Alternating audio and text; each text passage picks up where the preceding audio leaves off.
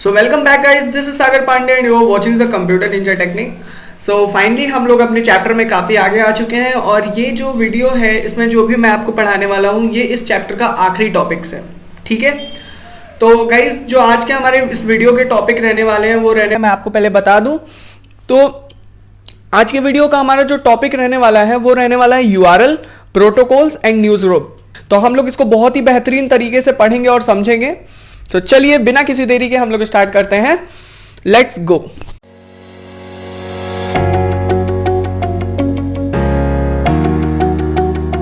सो जैसा कि आपको यहां पे स्लाइड्स विजिबल होगा, सबसे पहले हम लोग को प्रोटोकॉल के बारे में पढ़ना है।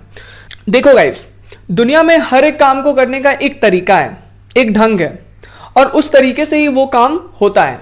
जैसे कि अगर आपको कॉपी पे लिखना है तो आप क्या करोगे, आपको पेन उठाना ही पड़ेगा। ऐसा तो कोई तरीका है नहीं कि बिना पेन उठाए ही कॉपी पे आप लिख दो, राइट। और अगर आपको पानी पीना है तो आपको पहले पानी चाहिए, उसको ग्लास में भरना पड़ेगा तभी आप पी पाओगे, ठीक है ना। तो आप समझ रहे होगे। तो उसी तरीके से इंटरनेट पे भी जितने भी काम होते हैं वो सब हमारे एक रूल के तहत होते हैं। क्या मतलब है मेरा, अगर आप मैसेज किसी को भेज रहे हो या फिर आप मैसेज को रिसीव कर रहे हो तो वो एक सेट ऑफ रूल्स के हिसाब से ही हो रहा है। इसके बाद अगर आप इंटरनेट पे जो भी चीज़ें देख रहे हो, वीडियोस देख रहे हो, ऑडियो कोई सुन रहे हो, कुछ चीज़ें पढ़ रहे हो, तो वो सारी की सारी आपको विजिबल हैं किसी एक सेट ऑफ रूल्स के हिसाब से विजिबल है। तो उसी सेट ऑफ रूल्स को हम लोग प्रोटोकॉल्स कहते हैं। तो आइए हम लोग इसकी डेफिनेशन को पढ़ते हैं। Protocol is a system of rules या it is a set of rules that defines how something is to be done on the internet. तो प्रोटोकॉल एक रूल, सिस्टम ऑफ रूल होता है जो कि यह बताता है कि इंटरनेट पे कोई चीज किस तरीके से होगी। One of the most important protocol that you must know is HTTP। एक जो बहुत इंपॉर्टेंट प्रोटोकॉल है जिसको आपको जानना ही चाहिए वो हमारे पास होती है HTTP, जिसका जो फुल फॉर्म होता है वो हाइपर टेक्स्ट ट्रांसफर प्रोटोकॉल होता है। आप लोग में से कई लोगों को पता होगा कि HTTP क्या होता है और कई लोगों को नहीं भी पता होगा HTTP क्या होता है। तो जिनको नहीं पता है वो ध्यान से सुनो और जिनको पता है वो भी सुनो, क्योंकि हो सकता है आपको कुछ नया पता चले। तो देखिए गाइस, जब भी आप किसी वेबसाइट को विजिट करते हो तो वहां पे अगर आपने ऊपर ध्यान दिया होगा तो सबसे पहले HTTP या HTTPS ऊपर लिख के आता है। तो क्या मतलब होता है HTTP और HTTPS का, और इन दोनों के बीच में क्या डिफरेंस होता है मैं आपको बताता हूं। तो देखो, सबसे पहले हम लोग नाम से क्लियर करते हैं। तो यहां पे hyper text transfer protocol, hyper text transfer protocol, अगर आपने मेरी पिछली वीडियोस देखी होंगी तो उसमें मैंने आपको हाइपर टेक्स्ट के बारे में बताया था। क्या होता है हाइपर टेक्स्ट? हाइपर टेक्स्ट जो होता है वो आप इंटरनेट पे जितनी भी ऑडियोज, जितनी भी वीडियोस, जितनी भी टेक्स्ट होती हैं, ठीक है, जितनी भी ग्राफिकल चीजें होती हैं, ग्राफिक से रिलेटेड चीजें होती हैं, वो सारे के सारे हाइपर टेक्स्ट होते हैं। तो हाइपर यानी इन्हीं ऑडियोज का, वीडियोस का या फिर जो भी टेक्स्ट है उनका जो ट्रांसफर हो रहा है इंटरनेट पे, वो जिस सेट ऑफ रूल्स के हिसाब से होता है उसको हम लोग क्या कहते हैं, प्रोटोकॉल कहते हैं। तो it is a set of rules that is used for transferring hyper text over the internet. ठीक है, यानी हाइपर टेक्स्ट को ट्रांसफर करना है इंटरनेट पे तो आपको HTTP का यूज करना ही पड़ेगा। तो चलिए मैं आपको एक एग्जांपल से और समझाने की कोशिश करता हूं। जैसे कि क्या होता है कि अगर आपने मान लो कि आपने क्या किया, आपने कोई एक विकिपीडिया की वेबसाइट को खोला, ठीक है, या जनरली आपने सर्च किया wikipedia.com, तो आपको ऊपर देखने को मिलेगा HTTP, ठीक है, फिर उसके बाद www.wikipedia.com, इस तरीके से आता है। तो देखो गाइज, वहां पे HTTP का यूज क्यों हुआ, तो HTTP का यूज इसलिए किया गया कि जैसे विकिपीडिया साइट्स में सिर्फ टेक्स्ट तो होता नहीं है, टेक्स्ट के साथ और कुछ वीडियो, कुछ इमेजेस भी होती हैं। तो ये जो टेक्स्ट और ये जो इमेजेस लगी हुई है वो आपको विजिबल हैं, तो वो सिर्फ और सिर्फ HTTP के थ्रू विजिबल है। तो आपने क्या किया था, सर्वर से विकिपीडिया साइट्स के लिए मांगा था, तो सर्वर ने जब आपको विकिपीडिया साइट्स भेजी तो वो आपको विजिबल हुई, तो वो विजिबल हुई www की वजह से। लेकिन जो उसके टेक्स्ट, उसके इमेजेस आपको विजिबल हुए वो किसकी वजह से? जी हां, बिल्कुल HTTP की वजह से। वो पेज आपको विजिबल होता है वर्ल्ड वाइड वेब के थ्रू, राइट। वो जितनी भी उसके साइट्स के अंदर जितनी भी इमेजेस, जितने भी टेक्स्ट होते हैं, जितने भी ऑडियोज, वीडियोस जो भी होंगे वो आपको विजिबल होंगे HTTP के थ्रू। अगर HTTP नहीं होगा तो आपको उस पेज से रिलेटेड किसी भी पेज से रिलेटेड, वेब पेज से रिलेटेड आपको जो भी डेटा होगा, जो भी कंटेंट होगा, वो आपको विजिबल नहीं होगा। आपकी साइट तो ओपन हो जाएगी, वर्ल्ड वाइड वेब के थ्रू आपकी साइट तो ओपन हो जाएगी, बट आपको डेटा नहीं दिखेगा, यानी आपको एक खाली वेब पेज ही दिखाई देगा। तो आई होप कि आपको क्लियर होगा कि HTTP और वर्ल्ड वाइड वेब की अलग अलग वर्किंग है, यानी दोनों की वर्किंग सेम नहीं है, अलग अलग है। तो चलिए अब हम लोग HTTP और HTTPS के बीच का डिफरेंस समझते हैं। HTTP का फुल फॉर्म होता है हाइपर टेक्स्ट ट्रांसफर प्रोटोकॉल। उसी तरीके से HTTPS का फुल फॉर्म होता है hyper text transfer protocol secure. तो देखो यहां पे थोड़ी सी सिक्योरिटी में इशू हुई। HTTP में क्या हुआ कि HTTP में जो भी डेटा या जो भी चीजें ट्रांसफर होती थी ऑन द इंटरनेट, वो एकदम प्लेन टेक्स्ट के फॉर्म में होती थी कि अगर किसी को वो डेटा मिल गया, राइट, अगर बीच में किसी ने डेटा चुरा लिया तो वो सारी चीजों को पढ़ सकता था बहुत ही आराम से, ठीक है। लेकिन hyper text transfer protocol secure में क्या होता है कि जो आपका डेटा जो एक सर्वर से आप तक जाता है, यानी सर्वर से यूजर तक जो आप डेटा जाता है, वो इनक्रिप्टेड फॉर्म में जाता है। इनक्रिप्टेड फॉर्म मतलब सिंबल्स के फॉर्म में जाता है, जो कि आम इंसान तो नहीं समझ सकता, लेकिन कंप्यूटर सिस्टम बहुत ही अच्छे तरीके से समझ सकता है और उसको डिकोड कर सकता है। लेकिन वो यूजर्स के लिए डिकोड करना थोड़ा मुश्किल होगा, ठीक है। तो यही एक छोटा सा डिफरेंस है हाइपर टेक्स्ट ट्रांसफर प्रोटोकॉल और hyper text transfer protocol secure में, यानी इसकी सिक्योरिटी के थोड़ा इशू आ जाता है HTTP में, लेकिन HTTPS में सिक्योरिटी का कोई इशू नहीं होता, ठीक है। तो चलिए अब हम लोग आगे बढ़ते हैं। आई होप कि आपको प्रोटोकॉल और HTTPS सभी चीजें क्लियर होंगी। तो चलिए गाइज अब हम लोग को URL के बारे में पढ़ना है। तो देखिए, अगर मैं आपको URL समझाऊं तो मैं सबसे पहले आपको समझाऊंगा कि देखो, मेरे घर का एक पार्टिकुलर एड्रेस है, उसी तरीके से आपके घर का भी एक पार्टिकुलर एड्रेस होगा। अगर मुझे आपके घर जाना है तो आपका एड्रेस मेरे पास होना बहुत जरूरी है, तभी मैं आपके घर पहुंच पाऊंगा। उसी तरीके से अगर इंटरनेट पे अगर आपको किसी साइट को विजिट करना है, किसी भी साइट को विजिट करना है, तो आपके पास उसका एड्रेस होना चाहिए, तभी आप उस साइट को विजिट करोगे। समझ रहे हो? एग्जाम्पल के लिए, अगर आपको विकिपीडिया की साइट को किसी को विजिट करना है, ठीक है, एग्जाम्पल के लिए अगर मान लो आपको CBSE की साइट पे जानी है, तो आप क्या करोगे? आप cbse.gov.in टाइप करोगे, तब आप उसकी साइट पे विजिट कर जाओगे। सिंपल।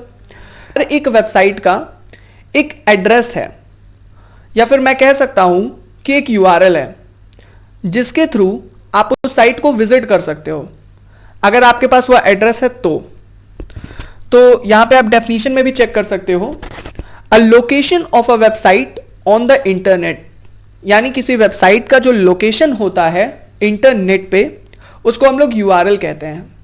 या फिर एक इसका और नाम है जो कि आप अपने कॉपी पे लिख लो, बहुत इंपॉर्टेंट है, इसको हम लोग वेब एड्रेस के नाम से भी जानते हैं।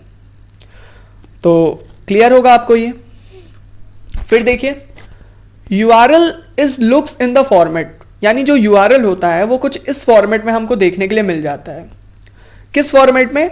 टाइप, फिर कोलॉन, ये जो डबल डॉट है उसको हम लोग कोलॉन कहते हैं।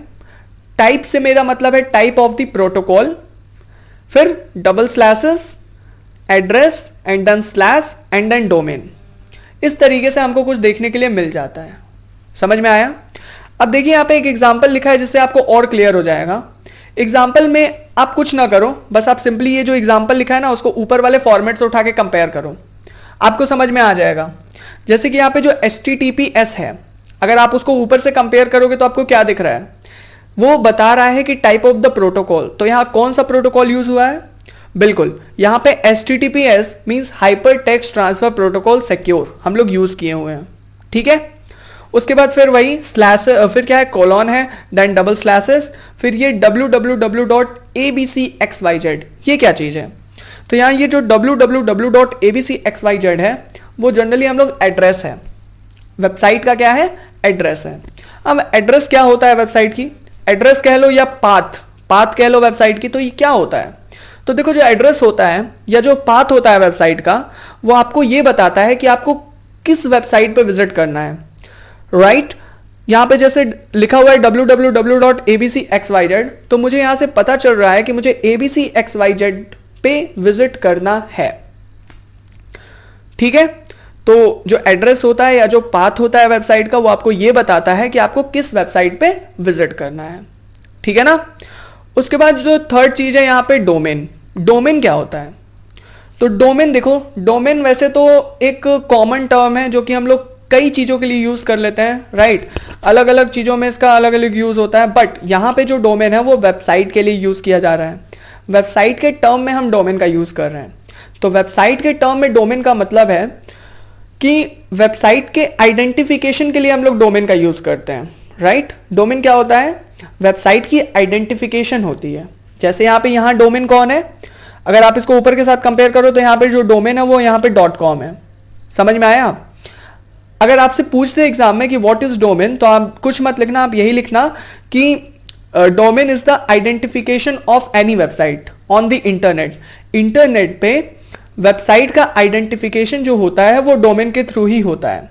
आगे हम लोग डोमेन के बारे में और पढ़ेंगे, बट उससे पहले यहाँ पे आप देखो एलिमेंट्स ऑफ यूआरएल, यानी जो यूआरएल होता है वो किन किन चीजों से मिलकर बना होता है। तो देखो यूआरएल जो होता है ना, बेसिकली 3 चीजों से मिलकर बना होता है।